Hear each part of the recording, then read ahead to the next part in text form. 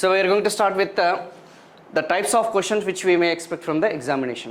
అంటే ఈ యొక్క upcoming examinations whether it might be group 4 UPSC what ever it, because జనరల్గా అందరూ కూడా గ్రూప్ 1 ప్రిపేర్ అవుతున్నారు కాబట్టి ఇక్కడ కాన్సన్ట్రేషన్ అంతా కూడా మెయిన్స్ పాయింట్ ఆఫ్ వ్యూలోనే ఉంటుంది. అండ్ మెయిన్స్లో డిస్కస్ చేసేటప్పుడు మన కోర్ కాన్సెప్ట్స్ అన్నీ కూడా చూసుకుంటే ఫండమెంటల్స్ అన్నీ కూడా prelims point of view cover చేసుకుంటూ మెయిన్స్ అనేది కవర్ చేసుకుంటూ పోతాం. సో ఈ యొక్క మెయిన్స్ పర్స్పెక్టివ్లో చూసుకుంటే జనరల్గా there are 3 types of questions which we may expect. 3 రకాల క్వశ్చన్స్ అనేది ఉంటాయి.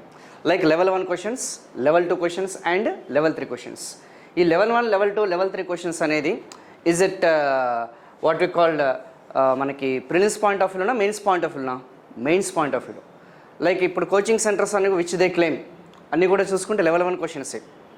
లైక్ ఈజీ లెవెల్ క్వశ్చన్స్ ఉంటాయి, డైరెక్ట్ లెవెల్ క్వశ్చన్స్ ఉంటాయి. సో ఇనిషియల్గా మనం డిస్కస్ చేసుకోబోయేది అసలు ఏ టైప్ ఆఫ్ క్వశ్చన్స్ అనేది వస్తాయి అండ్ మనం ఆ యొక్క స్ట్రాటజీ అనేది ఏది విధంగా మనం ఫాలో అవుతాం అనేది ఫస్ట్ ఇనిషియల్ ఫేజ్లో ఇనిషియల్ పీరియడ్లో నేను స్టార్ట్ చేయడం జరుగుతుంది. తర్వాత వచ్చేసి ఆ యొక్క ప్రాక్టీస్ అనేది ఎలా చేయాలి, ఎలాంటి క్వశ్చన్స్ అనేది నెగ్లెక్ట్ చేయాలి, ఎలాంటి ఏరియాస్ అనేది మనం ఫోకస్ చేయాలి అనే దాని మీద నేను ఫోకస్ చేస్తాను. అంటే క్వశ్చన్స్లోనే డిస్కస్ చేస్తూ I'm going to discuss everything. ఓకేనా? తర్వాత వచ్చేసి మనకి ఆ యొక్క ఆన్సర్ రైటింగ్ అనేది ఏ విధంగా రాయాలనేది ఒక ఫ్లో అనేది ఇస్తాను. I just give some idea how to right the answer. అంటే అసలు మనకి ఈ యొక్క డిస్క్రిప్టివ్ పాయింట్ ఆఫ్ వ్యూలో ఆ యొక్క ఎగ్జామినర్ ఎవరైతున్నారో అంటే ఆన్సర్ రైటింగ్ ఎవరైతే చేస్తున్నారో, కరెక్ట్ చేస్తున్నారో, మీ దగ్గర నుంచి ఏం ఎక్స్పెక్ట్ చేస్తున్నారు. అంటే మనం ఒక స్టూడెంట్ పర్స్పెక్టివ్లో మనం ఆన్సర్ అనేది రాయాలా, మీరు నిజంగా ఒక గ్రూప్ 1 ఆఫీసర్ అయితే ఏ విధంగా రాయాలి, జనరలైజ్డ్గా స్ట్రక్చరల్గా ఉంటే ఏ విధంగా ఉంటుంది, మనకున్న ఆ అకాడమిక్ సంబంధించిన ఆ యొక్క థాట్స్ ఉంటాయి కదా, ఆ థాట్స్ అన్నీ కూడా ఇక్కడ అప్లై చేయాలా లేదా. సో మనం అకాడమిక్స్లో చూసుకుంటే ఒక స్ట్రక్చర్డ్గా ఉంటుందా లేకపోతే అన్స్ట్రక్చర్డ్గా ఉంటుందా?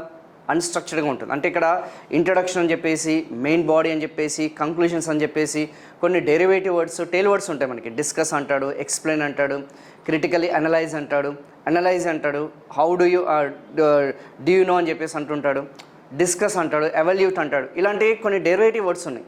దానికి తగ్గట్టుగా మనం ఎలా ఆన్సర్ అనేది రాయాలి. సో దానికి సంబంధించినవన్నీ కూడా మీకు డీటెయిల్గా డిస్కస్ చేసుకోవడం జరుగుతుంది. ఓకేనా?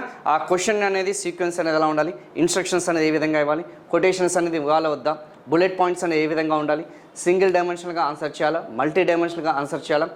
ఓకేనా? మనము సెల్ఫ్ అసెస్మెంట్ అనేది ఏ విధంగా ఉంటుంది, ఫీడ్బ్యాక్, మెంటార్షిప్, ఇవన్నీ కూడా ఈ చార్ట్ ఫ్లోలో మీకు క్లియర్గా ఎక్స్ప్లెయిన్ చేయడం జరుగుతుంది. ఓకేనా?